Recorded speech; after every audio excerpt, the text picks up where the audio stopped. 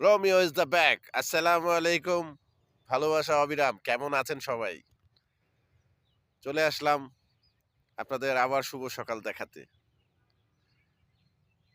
খুব দারুণ দৃশ্য দেখা যায় এই সকালে। আচ্ছা, যেটা নিয়ে বলতে আসছি আপনাদের কাছে। মানুষ সেলিব্রিটি হয়।